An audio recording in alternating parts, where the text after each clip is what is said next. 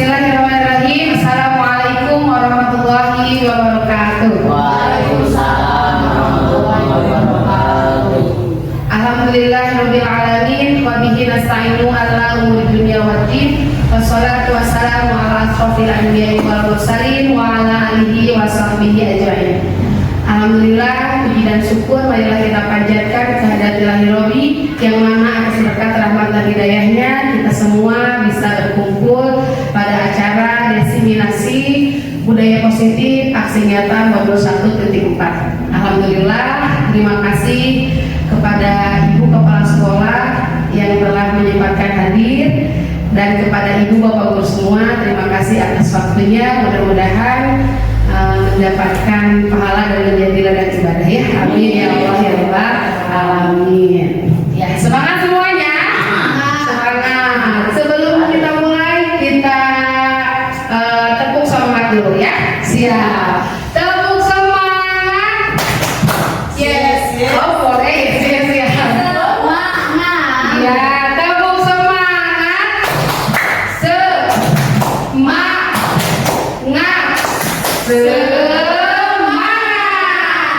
Ya, terima kasih semangatnya. Meskipun sudah siang ya, tapi tetap semangat. Kalau saya bilang SD 4 Manalasari, jawabannya istimewa. Oke? Iya. SD 4 Manalasari Istimewa. Ya, SD 4 Manalasari Istimewa. Istimewa. Terima kasih. Tepuk tangan dulu untuk kita semua. Ya, marilah acara desiminasi budaya positif ini kita mulai dengan membacakan basmalah bersama-sama. Bismillahirrahmanirrahim. Ya, menyebarkan pemahaman dan penerapan pengalaman budaya positif. Pendidikan guru penggerak Angkatan 10 ini saya sendiri calon guru penggerak Angkatan 10 ICT Media Misi, dan pengajar praktik Bapak Andri Yustiana dan fasilitator Bapak Jejen Jainuddin. Ya, tujuan desiminasi kali ini yaitu untuk memenuhi tugas aksi nyata Modul 1.4, penyebaran pemahaman budaya positif kepada seluruh warga sekolah dan mengajak warga sekolah untuk bersama-sama menerapkan budaya positif. Nah, kali ini yang akan disampaikan pada kesempatan kali ini yaitu konsep inti budaya positif, di mana ada 8 konsep inti budaya positif. Yang pertama yaitu pembelajaran dengan paradigma baru, perubahan paradigma belajar. Yang kedua disiplin positif. Yang ketiga nilai-nilai kebajikan. Yang keempat kebutuhan dasar manusia. Yang kelima motivasi perilaku. Yang keenam posisi kontrol guru. Yang ketujuh keyakinan kelas. Dan yang kedelapan segitiga restitusi. Nah, selanjutnya yaitu pembelajaran dengan paradigma baru. Nah, sekarang sudah tidak asing lagi ya dengan istilah pembelajaran yang berpusat pada murid dan pembelajaran yang berpusat pada guru. Ada yang tahu, Ibu Bapak Guru semua, apa yang disebut dengan pembelajaran yang bersifat pada murid dan pembelajaran yang berpusat pada guru? Ada yang sudah tahu pasti. Silahkan untuk apa namanya yang barusan? Silakan coaching pembelajaran yang berpusat pada guru dan pembelajaran berpusat pada siswa. Untuk pembelajaran yang berpusat pada murid, jadi kita sebagai guru bisa lebih memperhatikan kepada murid dan memberikan pembelajaran yang memang sesuai dengan kebutuhan muridnya. Untuk guru pun sama, karena sebaliknya gitu ya. Siap. Terima kasih, tepuk tangan dulu untuk Ibu Rosi. Ya, terima kasih sekali Ibu Rosi atas jawabannya. Nah, sekarang sudah tidak asing lagi ya, pembelajaran berpusat pada murid. Nah, itu yang dilontarkan oleh Ki Hajar Dewantara, bahwa pembelajaran pada saat ini pembelajaran harus berpusat pada murid, bukan hanya guru yang ceramah saja, menggunakan berbagai metode. Nah, pembelajaran dengan paradigma baru ini merupakan pembelajaran yang dirancang berdasarkan prinsip pembelajaran berdiferensiasi, sehingga para peserta didik belajar sesuai kebutuhannya berdasarkan tahapan perkembangan sesuai teori psikologi modern untuk mewujudkan profil pelajar Pancasila. Jadi ada 6 dimensi profil pelajar Pancasila yang harus dimiliki peserta didik. Ada yang tahu nyanyinya pelajar Pancasila, profil pelajar tahu? Boleh. Semuanya sudah tahu? Tahu, siap. Kita nyanyikan dulu ya, biar semangat. 1, 2, 3.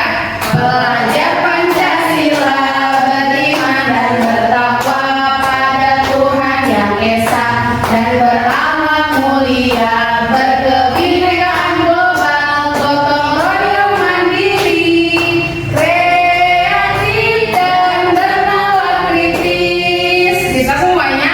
Alhamdulillah. Nah, inilah profil pelajar Pancasila yang menjadi tujuan ya. Jadi anak-anak kita itu harus mempunyai ke-6 dimensi profil pelajar Pancasila seperti itu. Nah, mari kita praktekkan nih. Ada cobalah buka. Boleh meminta Ibu Rosi dan Ibu Santi maju ke depan? Boleh. Oke, tepuk tangan dulu untuk Ibu Rosi dan Ibu Santi. Iya. Siap Bu, Sanon siap? Siap. Kita bacakan dulu ya tugasnya. Anda dan teman Anda akan melakukan kegiatan cobalah buka. Bu Rosi dan Bu Santi akan mempraktekkan kegiatan cobalah buka. Siapa yang mau menjadi A? Bu Rosi. Bu Rosi, tugas Bu Rosi adalah mengepalkan salah satu tangan Bu Rosi dan bayangkan bahwa Bu Rosi ini menyimpan sesuatu yang sangat berharga di dalam kepalan tangan Bu Rosi. Bu Rosi perlu menjaga benda tersebut sekuat tenaga karena begitu pentingnya untuk kehidupan Bu Rosi. Nah, jadi Bu Rosi ini lagi menggenggam sesuatu yang berharga bagi Bu Rosi. Nah, tugas Bu Santi adalah mencoba dengan segala cara untuk membuka kepalan tangan Ibu Rosi. Nah, Bu Rosi boleh membuat Bu Santi, boleh memujuk, menghabi, mengintimidasi, memarahi, menggoda, menggelitik, bahkan menawari Bu Rosi uang agar Bu Rosi mau membuka kepalan tangan itu. Siap dipraktekkan? Iya. Siap. Silakan Bu Rosi dan Bu Santi mempraktekannya. Deketan. Bu Santi ngolok Bu Rosi supaya bisa membuka dengan cara apa? Sini lihat ya Bu. So, rayu misalkan rayu Bu Rosinya. Bu Rosi dan cantik, ayolah salaman dulu kan, padahal di genggaman Bu Rosi ada yang sangat berharga bagi Bu Rosi. Coba. Boci, pinjam tangan lah mau salam dulu. Ayo salaman dulu. Ayo dibuka. Soalnya hari digelingin boleh, sangat berharga. Terus, pokoknya caranya asal Bu Rosi ini ngebuka tangan tetehnya balik kumaha. Diolok. Ayo Boci, lihat dulu tangannya bagus. Udah siap, terima kasih. Coba sekarang ke pertanyaannya ya. Nah, apakah Bu Rosi membuka kepalan tangan? Tidak. Tidak. Karena apa? Coba Bu Rosi jawab. Karena sangat berharga. Oh hebat, karena sangat berharga buat Bu Rosi. Nah, dalam kegiatan ini sesungguhnya siapa yang memegang kendali? Bu Rosi atau Bu Santi? Bu Rosi, karena apa? Karena saya yang punya apa? Ya tersebut. Ya, hebat. Terima kasih atas prakteknya Ibu Rosi dan Ibu Santi. Nah, dalam praktek ini jadi kita sendiri yang mempunyai kendali atas diri kita. Ya, tidak mungkin orang lain bisa mengendalikan kita meskipun diolok, dikerek-kerek gitu ya. Dicium. Tidak boleh, tidak bisa karena ini sangat berharga, harga diri. Nah, harga diri dan harga mati gitu ya.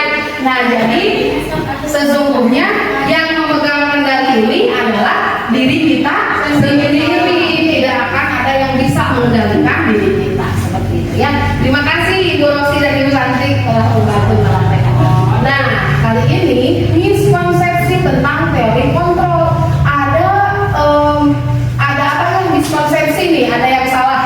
Nah, ilusi guru mengontrol murid, bahwa masih beranggapan bahwa guru itu bisa mengontrol diri murid. Ya, padahal tidak bisa. Seperti tadi yang dicontohkan bahwa setiap orang itu mempunyai apa ya? Harga dirinya mungkin ya. Jadi tidak bisa kalian harus bisa ini yang harus bisa itu, tapi dia ini tidak mempunyai itu. Nah, yang kedua ilusi bahwa kritik dan membuat rasa bersalah mampu menguatkan karakter. Misalkan ada murid yang bersalah, kita menyalah-nyalahkan, ya menghukum, dan murid itu menjadi baik. Oh, jadi muridnya udah bagus di karakternya, oh tidak bisa, ya karena itu tumbuh dari tekanan, bukan dari motivasi dirinya sendiri, bukan dari motivasi intrinsik. Contohnya, anak-anak hari ini mengerjakan tugas ya, kalau enggak ibu hukum, lari 100 bulir misalkan. Jadi anak-anak bisa mau mengerjakan tugas karena apa? Karena ditakut-takuti, kalau tidak pasti ibu teh bakal nyalahkan abi. Nah, ini miskonsepsi yang salah bahwa guru bisa mengontrol murid. Selanjutnya, ilusi bahwa semua penguatan positif efektif dan bermanfaat. Misalkan bukan hukuman nih, tapi memberikan reward atau hadiah. Siapa yang bisa mengerjakan ke depan, ibu kasih permen. Kalau nanti di saat ibu guru tidak ngasih permen, pasti bakal tidak mau, ya karena ibu guru tidak mengasih permen misalkan. Nah, itu disebut itu ya. Dan ilusi bahwa orang dewasa berhak memaksa. Kita merasa guru itu orang dewasa pasti bisa lah guru kan hukum oge, padahal tidak bisa. Nah, seperti itu.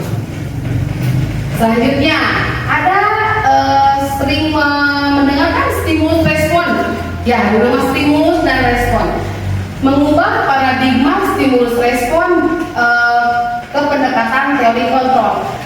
Pada teori stimulus respon, realita kebutuhan kita sama, tetapi menurut teori kontrol, realitas kebutuhan kita itu berbeda. Jadi kita pas stimulus respon, oh sama nih kebutuhan anak-anak mah matematika bisa manca, nulis berhitung. Ketika kita mengajarkan matematika, menganggap bahwa semua anak udah mempunyai udah mempunyai pasti udah bisa lah kelas cuma penjumlahan. Padahal pada kenyataannya di teori kontrol, realita kebutuhan murid itu berbeda. Jadi harus sesuai ya, kalau pembelajaran berdiferensiasi itu harus menyesuaikan metode yang kita ajar itu kebutuhan murid. Selanjutnya, semua orang melihat hal yang sama, tetapi menurut teori kontrol setiap orang memiliki gambaran berbeda yang tadi, karena setiap orang itu berbeda. Jadi kita tidak bisa cek orang mah anak itu pasti bisa, padahal belum tentu bisa kalau kita tidak mempunyai pendekatannya kepada anak tersebut. Lalu selanjutnya kita mencoba mengubah agar orang berpandangan sama dengan kita, dan kita berusaha memahami pandangan orang lain tentang dunia. Kepada maksa ini mah anak-anak harus bisa, ya padahal pada kenyataannya itu tidak sama. Perilaku buruk dilihat sebagai suatu kesalahan. Dalam teori kontrol, semua perilaku memiliki tujuan. Ketika ada siswa yang misalkan dia berperilaku kurang bagus, ya kita harus jangan langsung menghukumnya, jangan langsung nyalahkan, tetapi harus ditanya dulu, karena semua perilaku ini memiliki tujuan. Apakah bangun teh gara-gara namun diri ayah masalah di rumahnya. Nah, seperti itu ya. Dan orang lain bisa mengontrol saya kata stimulus respon mah. Tapi menurut teori kontrol hanya diri sendiri yang bisa mengontrol kita sendiri. Ya, seperti itu ya. Selanjutnya, nah, disiplin positif. Dari kata disiplin positif, apa yang terbayang oleh ibu bapak guru semua tentang disiplin positif? Boleh, Pak Roy? Disiplin positif ini menurut saya sih ada satu kegiatan yang menunjukkan sikap disiplin ke arah yang lebih baik. Ya, siap. Terima kasih Pak Roy. Ya, betul sekali. Dari tangan Pak Roy. Iya, disiplin positif ini artinya itu belajar. Ya, disiplin itu, dan disiplin mengacu pada disiplin diri. Nih, disiplin positif itu yang memiliki tanggung jawab terhadap apa yang dilakukannya berdasarkan nilai-nilai yang diyakininya. Kata tadi mah timbulnya itu dari motivasi dalam diri. Ya, intrinsik bukan ekstrinsik. Disiplin positif merupakan salah satu cara penerapan disiplin yang bertujuan untuk menumbuhkan kesadaran serta memberdayakan peserta didik tanpa imbalan, penghargaan atau reward, ancaman atau hukuman. Disebut disiplin ini, anak-anak bisa melakukan ini tanpa ada imbalan. Anak-anak yang sholat duha, ibu baru dipasang permen, tapi kan ini sudah tumbuh, malah selalu menanyakan. Ya, karena itu berarti sudah muncul motivasi intrinsiknya. Ya, sampai belum dikasih tahu sholat duha sudah membawa alat sholat. Nah, itulah yang terjadi ketika disiplin diri sudah tertanam. Ya. Nah, sebagai pendidik, tujuan kita adalah menciptakan peserta didik yang memiliki disiplin diri sehingga mereka berperilaku mengacu kepada nilai-nilai kebajikan universal dan memiliki motivasi intrinsik dalam perubahan perilaku ke arah yang lebih baik. Jadi intinya anak-anak melakukan hal apapun itu munculnya dari dalam diri, tanggung jawab, bukan ada apanya. Ya, bukan pada baca tidak ibu boleh dipasang permen. Ya, tidak, ya, tapi kebutuhan sebagai tanggung jawab disiplin dirinya. Nah, alhamdulillah contoh disiplin positif yang sudah terlaksana di sekolah kita, ada pembiasaan sholat duha berjamaah, membaca ayat-ayat suci Al-Quran sebelum belajar, dan setiap kali pembelajaran PAI alhamdulillah selalu pembiasaan membaca atau menghafal Al-Quran. Anak satu-satu dites mengajinya, ya alhamdulillah, sehingga menimbulkan sifat religius anaknya ya. Ya, selanjutnya nilai-nilai kebajikan. Nah, nilai-nilai kebajikan ini nilai-nilai yang disepakati bersama terlepas dari suku bangsa, agama, bahasa maupun latar belakangnya. Contoh nilai-nilai kebajikan di organisasi. Yang tadi profil pelajar Pancasila, beriman dan bertakwa kepada Tuhan Yang Maha Esa, berakhlak mulia, berkebinekaan global, gotong royong, mandiri, kreatif dan bernalar kritis. Jadi ini contoh nilai kebajikan. Contohnya kayak tadi melaksanakan sholat duha berjamaah masuk kemana? Beriman dan bertakwa kepada Tuhan Yang Maha Esa. Nilai kebajikannya gotong royong. Nah, seperti itu ya. Apalagi kreatif. Contohnya apa kreatif?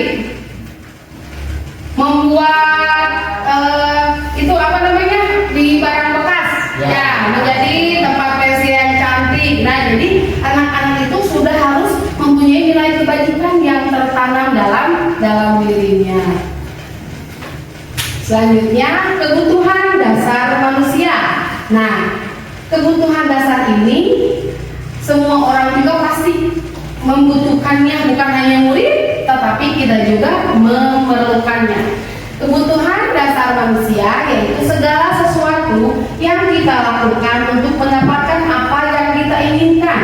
Seluruh tindakan yang kita lakukan memiliki tujuan tertentu, dan semua usaha terbaik yang kita lakukan adalah dalam rangka agar kebutuhan dasar kita terpenuhi dengan baik. Jadi apabila anak ada yang berantem, misalkan ada yang lemas di kelasnya, nah kita lihat kebutuhan dasar apa mereka yang belum terpenuhi. Di sini ada 5 kebutuhan dasar manusia. Yang ke-1, bertahan hidup. Contohnya seperti apa? Butuh makanan, butuh pakaian, butuh tempat tinggal, butuh keamanan dan kesehatan. Apabila di kelas melihat murid yang murung, kita jangan langsung menyalahkan, kamu nggak boleh, semangat aku kan ini lagi di sekolah. Nah, kita tidak boleh seperti itu. Harus bertanya dulu. Kenapa? Misalkan tanya apa isi belum sama.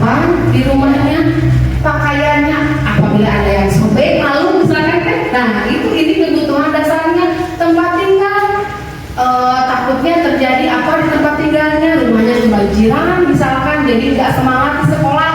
Nah ini berarti ada kebutuhan dasar yang belum terpenuhi, yaitu kebutuhan hidupnya. Jadi banyak pikiran, misalkan karena kebutuhan bertahan hidupnya ada yang belum terpenuhi. Selanjutnya kasih sayang dan diterima. Nah rasa diterima contohnya seperti apa? Rasa diterima, dipedulikan, ya kerjasama, berbagi. Apabila di kelas ada yang masih misalkan cari apa perhatian, nah mungkin anak tersebut masih kurang nih kebutuhan kasih sayangnya dan rasa diterimanya. Ya kita jangan sih deket-deket wajah ibu misalkan. Ya mungkin murid itu nyaman apabila dekat dengan gurunya karena apa? Sedang memenuhi kebutuhan dasarnya kasih sayang dan rasa diterima seperti itu. Lalu yang ketiga apa? Penguasaan, di mana penguasaan ini harga diri, keinginan untuk dianggap, memimpin, berpartisipasi, diakui dan didengar. Suka ada di kelas yang ibu imajiner misalnya karena apa? Dia itu penguasa di kelas teh. Nah mungkin ini penguasaan diri yang sedang dipenuhinya. Nah ada keinginan untuk tidak dianggap, sok caper gitu ya kata teman-teman. Nah ini merupakan kebutuhan dasar manusia. Mungkin dia lagi memenuhi di penguasaannya. Jadi kata teman teh saya makna lah gitunya seperti itu. Selanjutnya yang keempat yaitu kebebasan, di mana kebebasan ini mandiri, memiliki pilihan, mencoba hal baru, mampu mengendalikan arah dirinya. So saya dicari sambil di sekolah, nya istiqlal misalnya koyo melumpatan nyari lauge. Nah ini mungkin dia pengen bebas, ya nggak mau kalau dicari di sama guru kalau di kelas misalkan. Nah ini dia memiliki pilihan mencoba hal baru, nah dicocok. Nah ini berarti ada dalam kebutuhan dirinya yang belum terpenuhi. Ya selanjutnya apa? Kesenangan. Nah anak-anak masih ada yang suka lari-lari atau ujian banyak ya di kelas. Dekat terus kalau sudah menulis pasti ujian di kelas. Karena apa? Dia ingin senang, ya tuh ingin bermain, humor, antusiasme dan tertawa. Jadi kalau kita sedang mengajar diselingi lah, ya bernyanyi, humor, misalkan tertawa biar anak senang dan kita juga memenuhi kebutuhan dasar hidupnya. Ya. Nah selanjutnya ini dia motivasi perilaku manusia. Motivasi ini menurut Kamus Besar Bahasa Indonesia adalah dorongan yang timbul pada diri seseorang secara sadar atau tidak sadar untuk melakukan suatu tindakan dengan tujuan pasti. Apapun yang dilakukannya pasti memiliki tujuan. Ya tidak mungkin anak misalkan caper lah ya kalau tidak mempunyai tujuan. Kayak tadi memenuhi kebutuhan kebutuhan hidupnya, kebutuhan dirinya gitu. Pasti segala sesuatu juga mempunyai motivasi. Apa saja itu motivasi? Yang ada itu motivasi ekstrinsik dan motivasi intrinsik. Di mana motivasi ini misalkan untuk menghindari ketidaknyamanan atau hukuman, motivasi ini tersebut.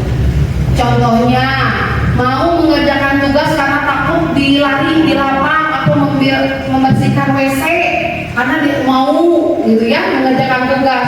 Tetapi kalau misalkan ibu guru tidak bilang kalau yang tidak mengerjakan tugas tidak dapat hukuman, pasti tidak akan mengerjakan tugas karena dia mengerjakan tugas itu karena takut. Ya, nah inilah yang disebut ekstrinsik di luar. Ya, bukan di dalam. Selanjutnya apa yang tadi? Ekstrinsik itu untuk mendapatkan imbalan atau penghargaan, reward. Ya, sama mengerjakan tugas ibu dipasihkan penghapus. Nanti kalau ibu guru tidak memberikan penghapus, dia tidak akan mengerjakan tugas karena dia merasa itu bukan tanggung jawabnya. Ya, karena dia mau melakukan itu karena apa? Karena ya ingin mendapatkan imbalan atau penghargaan. Kadang kita suka beres tugas ibu dipasihkan bintang. Kadang suka gitu, ya. Padahal itu jadi belum ke motivasi intrinsik iming-imingi gitu ya. Nah, motivasi apa tuh yang bagus? Motivasi intrinsik, yaitu untuk menjadi orang yang mereka inginkan dan menghargai diri sendiri dengan nilai-nilai yang mereka percayai. Badai ayah hukuman, mau tidak ada hukuman, mereka tetap menjalaninya. Nah, inilah motivasi yang harus kita tanamkan kepada murid-murid kita. Motivasi intrinsik ini harus tertanam dalam dirinya. Ya, meskipun tidak ada hukuman dan reward, tetap peserta didik kita melaksanakan tugas yang kita tugaskan. Siap.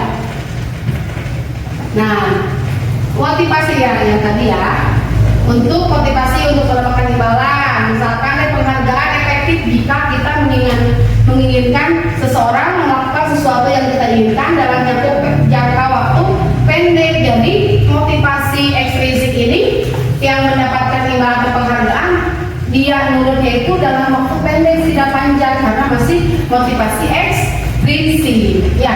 Dan jika kita menggunakan penghargaan lagi dan lagi, maka orang tersebut akan bergantung pada penghargaan yang diberikan serta kehilangan motivasi dalam dirinya, karena dia udah mau ngerjain tugas udah ibu ada ditinggal, ada dituntut 100 misalkan. Nah, jadi tidak lama, jangka waktunya pendek. Selanjutnya, jika kita mendapatkan penghargaan untuk melakukan sesuatu yang baik, maka selain kita senantiasa berharap mendapatkan penghargaan tersebut lagi, kita pun tidak menyadari tindakan baik yang kita lakukan. Karena dari awalnya kita mengerjakan tugas, kita membantu misalkan membereskan sekolah karena ada iming-iming, jadi tidak tahu lagi bahwa hal yang kita lakukan itu hal yang baik. Ya, pokoknya mah ada hanging pulpen dari ibu guru. Ya, seperti itu. Nah, dalam motivasi tersebut ada 3 nih. Ada hukuman, konsekuensi, dan restitusi. Pasti yang 2 ini sudah tidak asing. Ya, terdengar hukuman dan konsekuensi. Dan ini nih restitusi, dan saya juga pas mendengar restitusi baru mendengar ya pas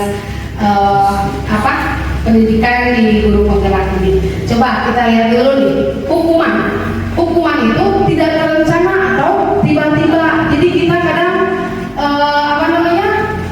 menjadi guru yang menghukum karena kita tidak tahu ya, kirain yang kita lakukan itu benar, tetapi anak-anak tidak dapat diterima lah. Misalkan dulu hari ini tapi besoknya tidak. Contohnya apa? Tidak terencana atau tiba-tiba. Siapa yang tidak mengerjakan PR? Kemana? Ayah ngacu. Wah, kamu langsung bersihkan WC misalkan. Nah, itu hukuman sebutnya. Dan murid tidak tahu yang akan terjadi atau tidak dilibatkan, tidak tahu murid kalau sebelumnya kalau yang tidak mengerjakan PR akan dihukum. Nah, dan bersifat satu arah berupa hukuman fisik atau psikis. Tidak fisik juga dicarikan misalkan, ya itu termasuk hukuman. Kalau konsekuensi gimana ini? Konsekuensi itu rencana atau disepakati sesuai peraturan. Jadi sebelumnya anak sudah mengetahui bahwa yang tidak mengerjakan tugas misalkan dapat konsekuensinya apa. Nah, dan murid tetap dibuat tidak nyaman, tetap merasa tidak nyaman, murid juga dapat konsekuensi Nah, seharusnya kayak gimana? Restitusi. Gimana restitusi itu? Proses menciptakan kondisi bagi murid untuk memperbaiki kesalahan, di mana diberi kesempatan ketika murid mengerjakan suatu hal yang tidak diinginkan oleh kita ya. Kita bertanya dulu mengapa melakukan hal seperti itu. Nah, apa keyakinan kelas yang kita langgar, yang kamu langgar misalkan. Dan proses kolaborasi yang mengajar murid untuk mencari solusi. Mangga ibu aku dulu bisa ibu. Bisa ya, bisa bu. Iya, bisa. Mangga. Nah, jadi di proses restitusi ini kita ngobrol sama murid. Ya, dia maunya apa? Kenapa tidak mengerjakan tugas? Mungkin di rumahnya dia lagi ada masalah, ada problem misalkan ya. kita kan tidak tahu, jadi jangan langsung menghukum. Harus tahu dulu apa yang menjadi alasan mereka tidak mengerjakan tugas yang kita tugaskan. Ya, yang keenam, 5 posisi kontrol guru. Ada apa saja kan? Nah, di 5 posisi kontrol guru ini ada 5 posisi kontrol guru. Penghukum, ada kedua membuat rasa bersalah, yang ketiga pemantau, yang keempat sebagai teman, yang kelima sebagai manajer. Coba mau tahu dulu kita ini ya, kalau ke murid kita di posisi yang mana nih? Kalau saya jujur nih, suka penghukum atau membuat rasa bersalah sebelum tahu ya, tapi kadang suka susah ya. Kalau pas kejadiannya sok langsung langsung harus nyalahkan misalkan. Nah, kita pasti kebanyakan di menghukum dan membuat rasa bersalah ya, kalau kita belum mengetahuinya seperti itu. Bagaimana ciri-cirinya? Nah, ada contoh penerapan 5 posisi kontrol guru. Nah, coba dilihat di penghukum perilaku kontrol negatif. Nah, ini penghukum dan membuat orang merasa bersalah merupakan perilaku kontrol yang negatif, di mana misalkan guru berkata menghardik, menurut yang dibicarakan ya anak-anak teh menunjuk-nunjuk, menyindir. Gimana guru berkata misalkan, pokoknya mah kalau kamu tidak mengerjakan tugas, kamu harus membersihkan WC guru, kamu harus lari di lapangan tanpa tahu apa yang dia alasannya. Nah, dan hasilnya seperti apa? Memberontak, anak itu menjadi pendendam. Nah, jadi tidak baik untuk muridnya. Selanjutnya nih, pasti perilaku kontrol negatif, membuat orang merasa bersalah.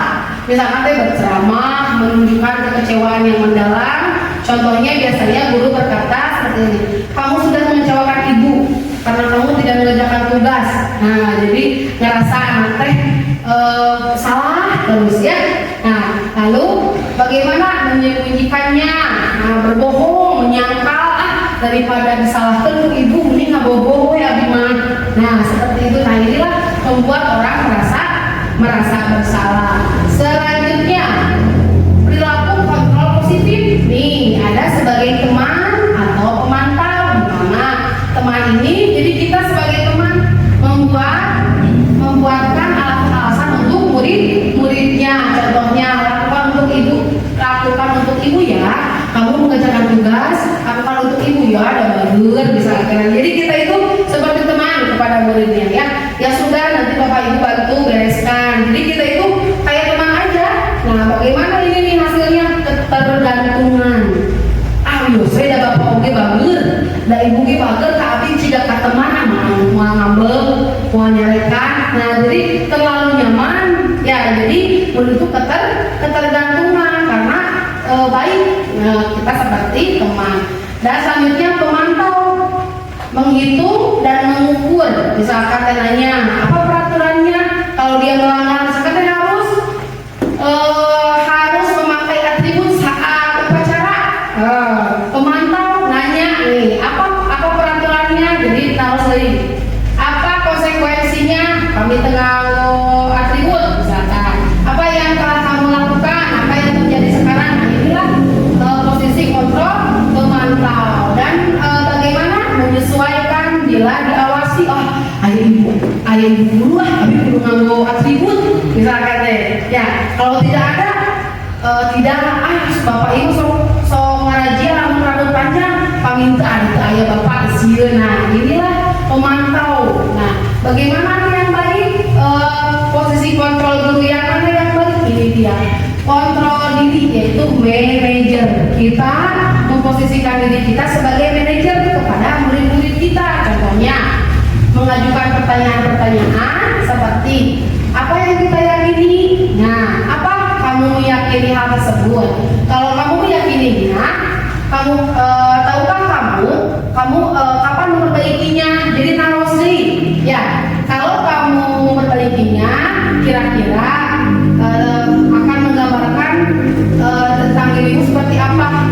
Ya, kalau misalkan kamu tidak melanggar peraturan, kalau kamu disiplin akan menjadi murid yang apa, yang baik misalkan. Ya, jadi solusinya itu kayak diskusi lagi nih bersama murid kita, dan hasilnya itu menguatkan watak atau karakter. Nah, apabila kita sudah memposisikan kontrol guru kita sebagai manajer, ketika murid melakukan kesalahan dan bertanya apa alasannya, apa solusinya, lalu yang dihasilkan adalah menguatkan watak atau karakter murid kita. Ya. Nah, yang ketujuh, keyakinan kelas. Mengapa keyakinan kelas dan mengapa bukan peraturan kelas? Coba ada yang bisa menjawab? Kalau keyakinan kelas biasanya Apa ya? Kayak masih pas kita kesepakatan kelas ya. Jadi harus sepakat antara guru dan peserta semuanya. Iya, gitu, bagus. Dan kalau peraturan kelas bersifat satu arah. Iya. Ya, kayak peraturan kelas apa nama? Hari ini sesuai diri kita, sesuai guru, tidak sesuai murid. Nah, kalau keyakinan kelas itu tadi kata Bu Rosi, keyakinan yang disepakati dan diyakini oleh semua siswa, oleh semua warga kelas, ya. Nah, apa saja, bagaimana nih keyakinan kelasnya?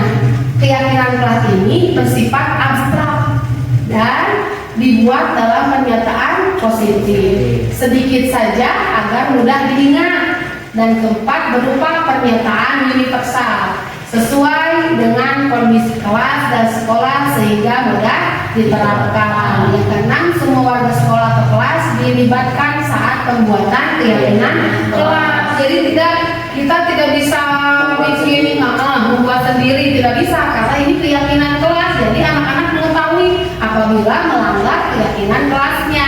Jadi kita bisa merestitusi, ya, menanyakan keyakinan kelasnya kembali.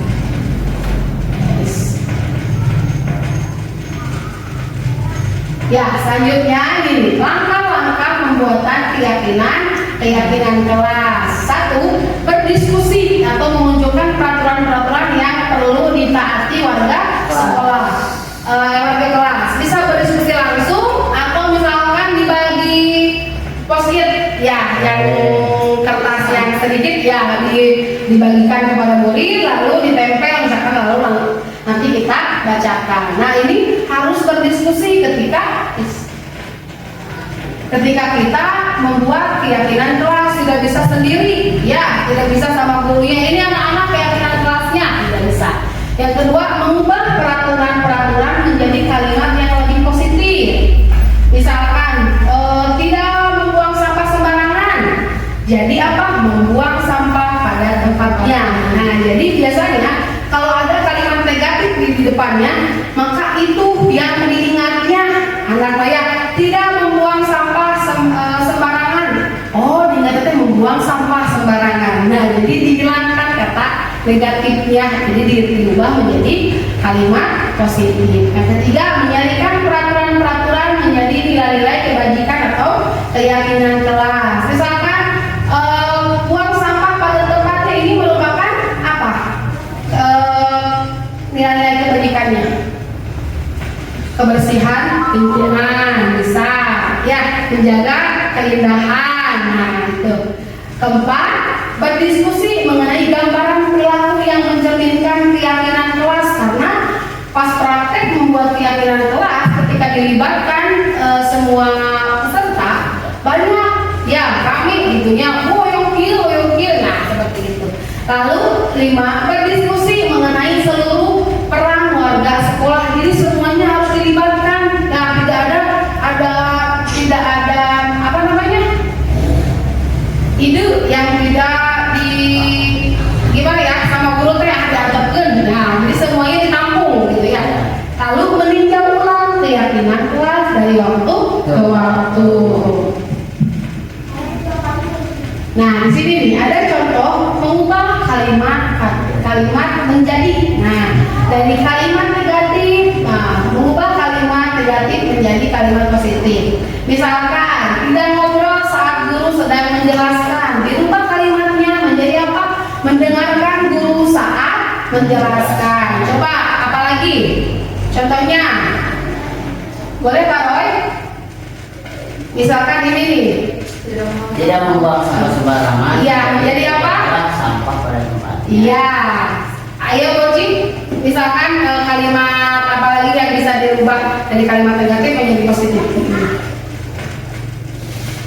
Memakai seragam sesuai jadwal dan menggunakan sepatu. Iya, kalimat positif gimana? Positifnya memakai seragam sesuai jadwal dan menggunakan sepatu. Iya, nah ini keyakinan kelas yang di apa namanya? Yang diyakini oleh kelas 5 karena anak-anak kalau misalkan pas pelajaran PAI, jadi anak-anak itu tidak apa? Tidak memakai sepatu dari rumah, tetapi memakai sandal. Nah, jadi keyakinan kelas itu bisa berbeda-beda, tiap kelasnya. Misalkan ini membawa minum sendiri dari rumah, masih sama ya, karena ini masih kalimat positif. Misalkan kalau ada yang tidak dirubah, ya seperti itu. Itu mah tidak bisa, misalkan mau sama ya, itu mah tergantung kesepakatan murid semuanya. Nah, misalkan ini nih yang telah disepakati oleh keyakinan kelas pas pembuatan di kelas 5 ya. Berdoa dengan khusyuk, mendengarkan guru saat menjelaskan, buang sampah pada tempatnya, memakai seragam sesuai jadwal. Nah, ini menjaga kebersihan tembok karena suka yang coret-coret tembok. Jadi beda-beda nih keyakinan kelasnya, cuma anak-anak gitu ya, pengennya kayak gimana supaya nyaman di kelasnya. Konsentrasi dan fokus saat pembelajaran, berbicara sopan dengan guru dan teman, saling menghargai, lalu memberi salam kepada guru dan mengucapkan salam saat ada orang tua atau guru masuk kelas, lalu memberi salam kepada guru dan teman, apalagi itu teh menghargai dan mengerjakan tugas ya dan PR dengan baik. Nah, inilah contoh keyakinan kelas 5. Bagaimana? Jadi dirubah tadi menjadi kalimat yang sederhana dari sekian banyak yang diinginkan oleh anak-anak. Nah, ini dia langsung dibuatkan nilai-nilai kebajikannya. Contohnya tadi buang sampah sembarangan menjadi apa ya?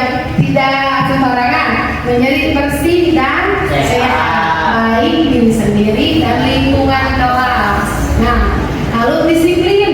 Tadi ada berdoa dengan khusyuk ya, mengerjakan tugas dengan baik, berdoa saat kegiatan pembelajaran. Jadi diringkas dengan menggunakan kata-kata yang sederhana, jadi mudah diingat oleh anak-anak. Lalu semua orang ingin merasa diterima dan dimiliki, saling menghargai ya yang tadi. Lalu bekerja dengan baik dan tekun ketika pembelajaran di kelas, mengerjakan tugas dengan baik. Apabila ada tugas di luar sekolah harus dikerjakan dengan baik.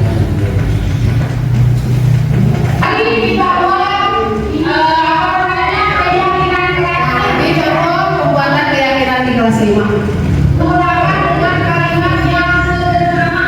Nah, tadi namanya ibu harus membuang sampah pada tempatnya, berarti keyakinan kelas kita bersih dan sehat. Ini keyakinan kelas 5.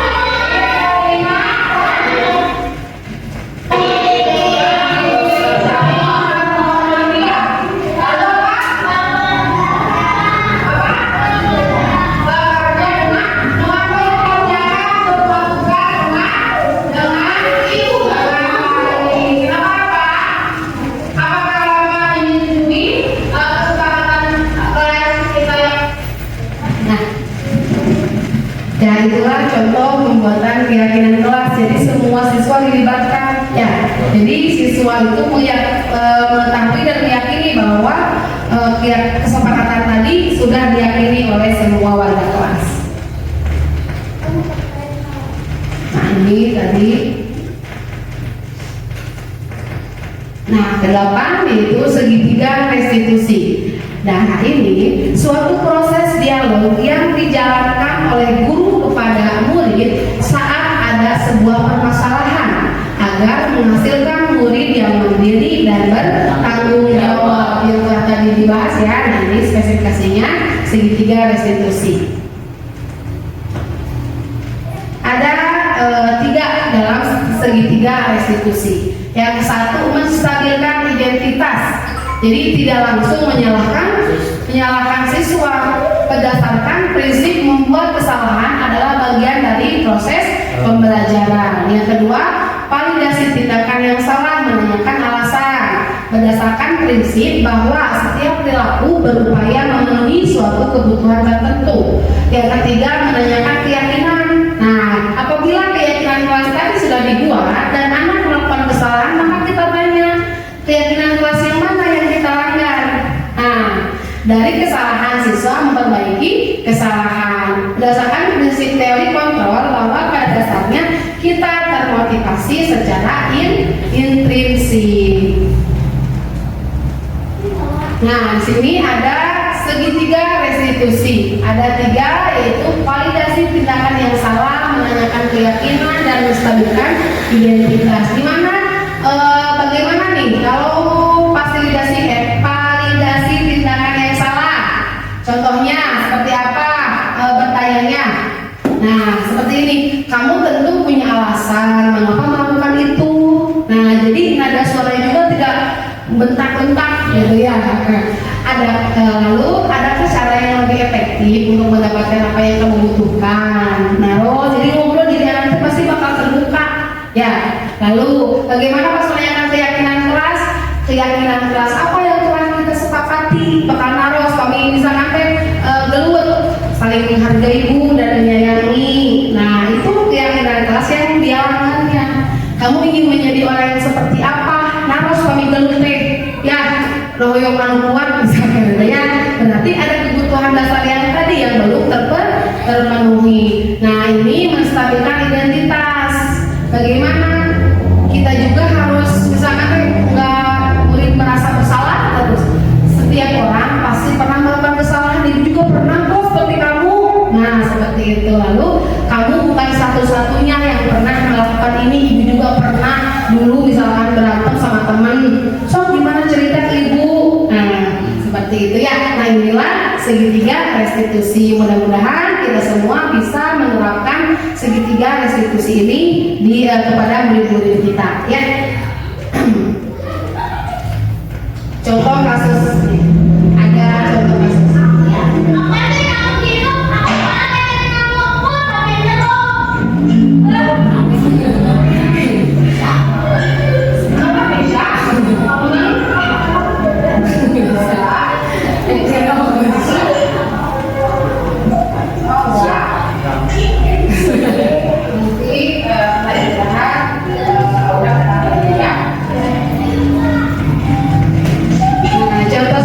Contoh kasus ke-1 ini adalah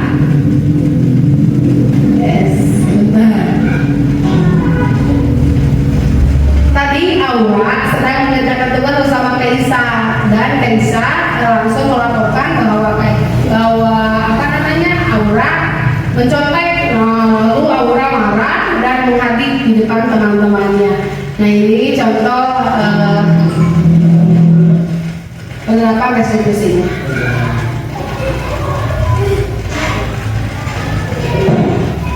Aura di sini.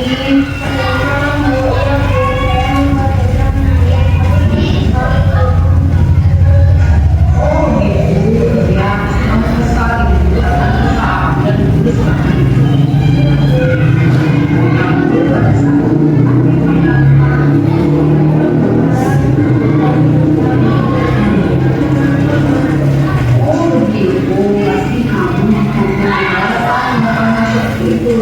Iya Bu, saya membela diri karena saya tidak melakukan itu. Ya, ya, membela diri pasti sesuatu yang sangat berat. Iya Bu.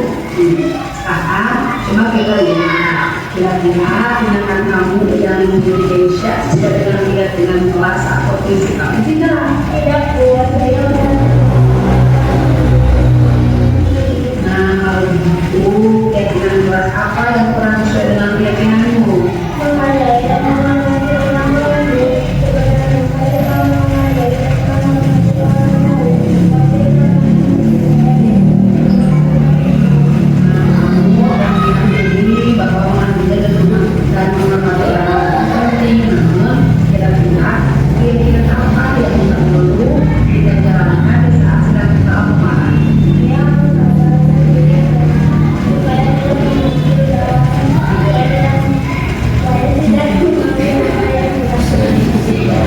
Kira-kira kamu bisa bilang memperbaiki masalah ini, Aura?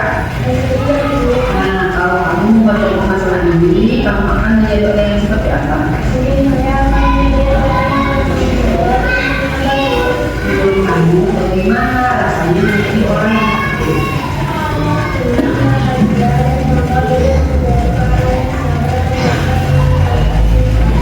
Kalau begitu, apa yang akan kamu lakukan untuk memperbaiki?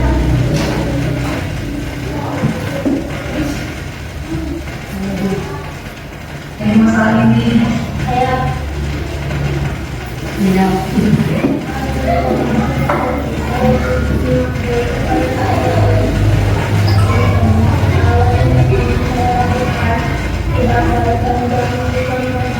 nah kalau begitu, kita lakukan itu. Ya, terima kasih Aura ya. Nah, itulah contoh penerapan restitusi kasus 1. Jadi, menanyakan memvalidasi tindakan apa yang salah, keyakinan kelas mana yang dilanggar, dan menstabilkan identitasnya. Nah, ini kasus 2.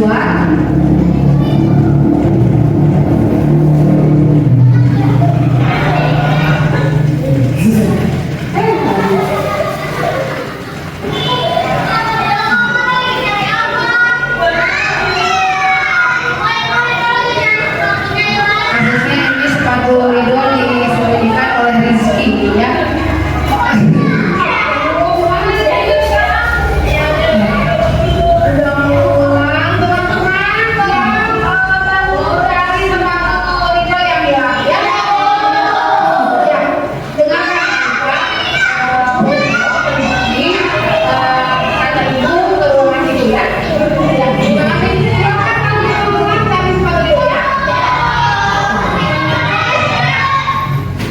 Nah itu kasus 2. Nah ini sedang penerapan segitiga restitusi kepada Rizky, bahwa Rizky yang menyembunyikan sepatu Ridho.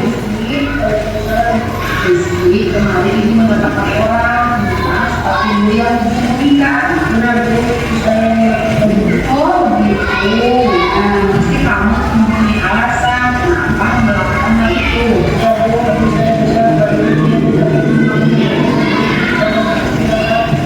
Ya, wajar. Kamu melakukan hal itu karena pengen diatur dan mendapatkan teman dia. Dan sekarang coba kita lihat kira-kira tindakan yang dilakukan sesuai dengan keyakinan kelas atau prinsip kamu tidak.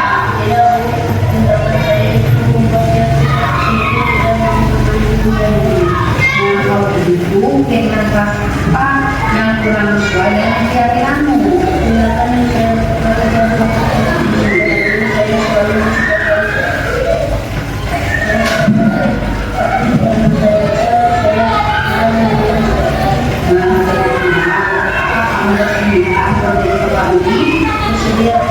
Kalau kamu memperbaiki masalah ini, kamu akan menjadi orang yang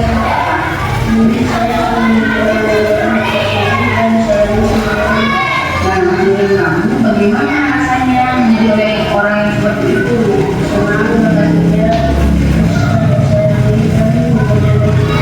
Oh, begitu. Apa yang akan kamu lakukan untuk memperbaiki masalah ini? Saya akan meminta kepada Ridho dan tidak akan mengulangi Alhamdulillah, kalau begitu kamu akan melakukan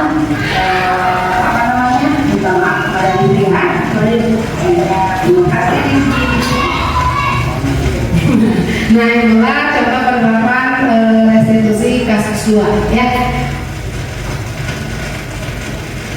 Nah, manfaat restitusi ini, restitusi tawaran bukan paksaan, jadi menanyakan kembali kepada murid ya. Nah, jadi bagaimana solusinya? Dia sendiri yang menjawabnya, Bu harus minta maaf misalkan.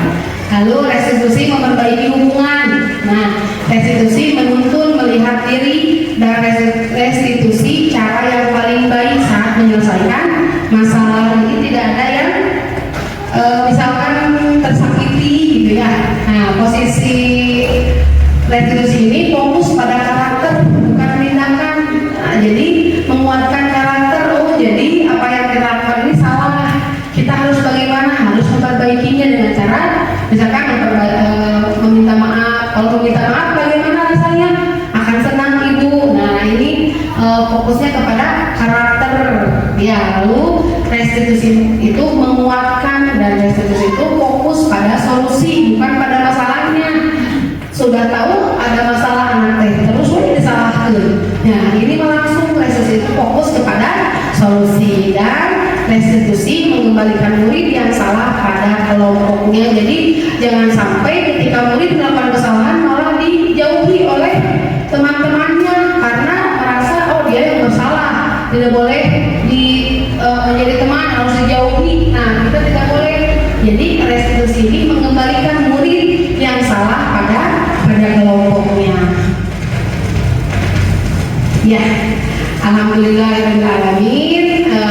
Pemaparan materi konsep inti budaya positif dari 1 sampai 8 ya, segitiga restitusi sudah disampaikan. Mohon maaf apabila banyak kekurangan dan kesalahan. Mudah-mudahan kita semua bisa menjadi pribadi dan guru yang bisa memenuhi kebutuhan muridnya ya, dan juga bisa menjadi apa, guru yang dicintai muridnya ya, yang dirindukan ya. Nah, dalam penerapan disiplin positif, hendaknya guru memiliki standar kepribadian profesional dan sosial yang baik, di mana guru mampu merefleksikan dirinya dalam posisi kontrol saat ini. Bagaimana perjalanan dirinya sebagai amo atau manajer yang menuntut murid-muridnya menjadi insan yang mandiri, merdeka, dan bertanggung jawab, yaitu menurut standar nasional pendidikan. Alhamdulillahirobbilalamin. Terima kasih atas waktunya Ibu Bapak Guru semua. Mudah-mudahan apa yang saat ini kita pelajari menjadi ilmu yang bermanfaat bagi saya, umumnya bagi kita semua, dan mudah-mudahan kita semua bisa mempraktekannya. Alhamdulillah, dari awal sampai akhir adalah kelancaran. Mohon maaf mengganggu waktunya Ibu Bapak Guru semua ya. Akhirul kalam, wassalamualaikum warahmatullahi wabarakatuh.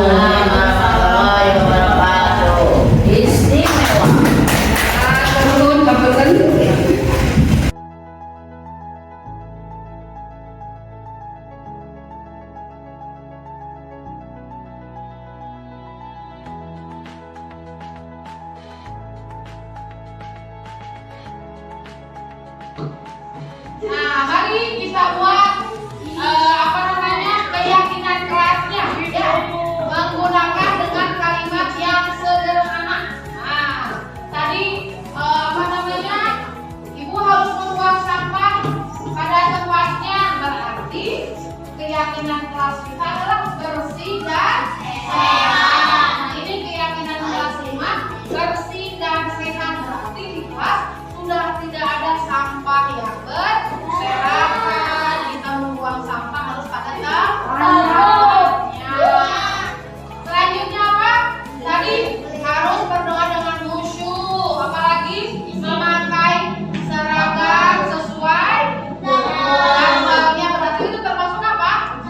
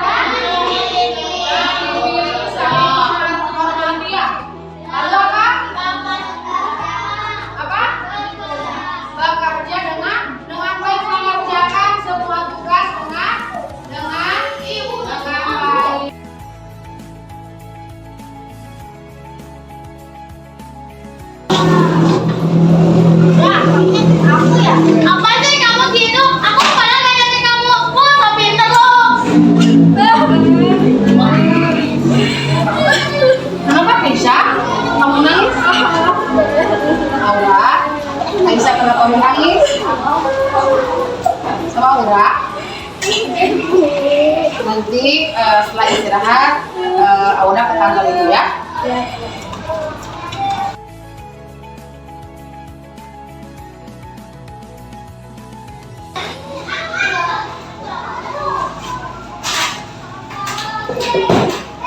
Assalamualaikum Aura, kenapa ada di sini? Waalaikumsalam Bu. Iya Bu, saya membuat Kaisa menangis. Habis saya kesal dituduh mencontek tugasnya. Oh begitu, iya pasti kamu kesal. Ibu juga akan kesal apabila ditulis seperti itu. Iya Bu. Lalu pada saat itu apa yang kamu lakukan? Saya langsung marah mengata-ngatain Kaisa, mengejeknya di depan teman-teman. Oh begitu, pasti kamu mempunyai alasan melakukan hal seperti itu. Iya Bu, saya membela diri karena saya tidak melakukan itu. Ya wajar, mempertahankan diri pasti sesuatu yang sangat berharga buat kamu. Iya Bu. Sekarang coba kita lihat kira-kira tindakan kamu yang mengejek Kaisya sesuai dengan keyakinan kelas atau prinsip kamu tidak? Tidak Bu, saya merasa bersalah telah mengejek Kaisa sampai menangis. Nah kalau begitu keyakinan kelas apa yang kurang sesuai dengan keyakinanmu? Menghargai dan menghormati orang lain Bu. Sebenarnya saya sangat menghargai dan menghormati orang lain, tapi karena emosi saya tidak menunjukkan sikap itu. Nah kamu telah meyakini bahwa menghargai dan menghormati orang lain itu penting, namun kira-kira keyakinan apa yang perlu kita jalankan di saat sedang kesal atau marah? Saya harus sabar berpikir karena supaya tidak mengambil jalan, supaya tidak mengambil langkah yang tidak benar. Kira-kira kamu bersedia memperbaiki masalah ini, Aura? Bersedia Bu. Nah, kalau kamu memperbaiki masalah ini, kamu akan menjadi orang yang seperti apa? Mungkin saya akan menjadi orang yang bertanggung jawab dan penyabar Bu. Menurut kamu, bagaimana rasanya menjadi orang yang seperti itu? Senang, bahagia, dan bangga bisa menjadi orang yang sabar dan dapat mengendalikan emosi. Kalau begitu, apa yang akan kamu lakukan untuk memperbaiki masalah ini? Saya akan meminta maaf kepada Kaisa dan mengakui kepada semua teman-teman bahwa tindakan yang saya lakukan tidak baik dan jangan dicontoh Bu. Nah, kalau begitu, mari kita lakukan itu. Mari Bu. Siap, terima kasih Aura ya. Ya, Bu.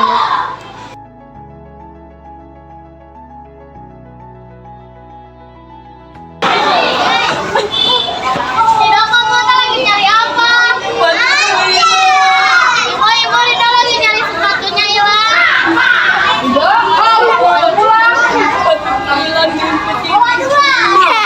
Gimana Rizky sekarang? Udah pulang, teman-teman. Tolong bantu cari sepatu Ridho yang hilang ya. Ya, dengarkan Anta. Besok Rizky kata ibu ke ruangan ibu ya. Ya, terima kasih. Silakan bantu teman-teman cari sepatu Ridho ya.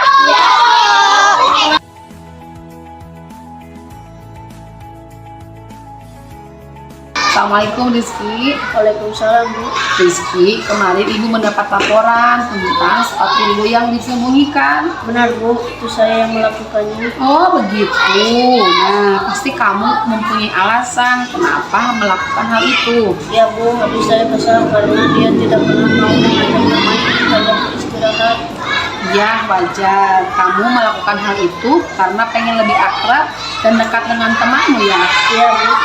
Nah sekarang coba kita lihat kira-kira tindakan yang dilakukan sesuai dengan keyakinan kelas atau prinsip kamu tidak? Tidak Bu, tindakan saya justru membuat dia semakin tidak mau bermain dengan saya. Nah kalau begitu keyakinan kelas apa yang kurang sesuai dengan keyakinanmu? Tindakan yang saya lakukan bukan hal terpuji. Sebenarnya saya selalu bersikap baik kepada siapapun, tapi karena saya kesal, saya tidak menunjukkan sikap itu. Nah kira-kira apa kamu bersedia memperbaiki masalah ini? Bersedia Bu. Kalau kamu memperbaiki masalah ini, kamu akan menjadi orang yang seperti apa? Mungkin saya akan menjadi orang yang berakhlak terpuji dan disayangi semua orang. Nah, menurut kamu bagaimana rasanya menjadi orang yang seperti itu? Senang, bahagia, bisa disayangi dan mempunyai banyak teman. Oh, kalau begitu, apa yang akan kamu lakukan untuk memperbaiki masalah ini? Saya akan meminta maaf kepada Ridho dan tidak akan mengulangi perbuatan itu lagi. Alhamdulillah, kalau begitu, mari kita melakukan minta maaf kepada Ridho ya. Mari Bu. Siap, terima kasih Rizky.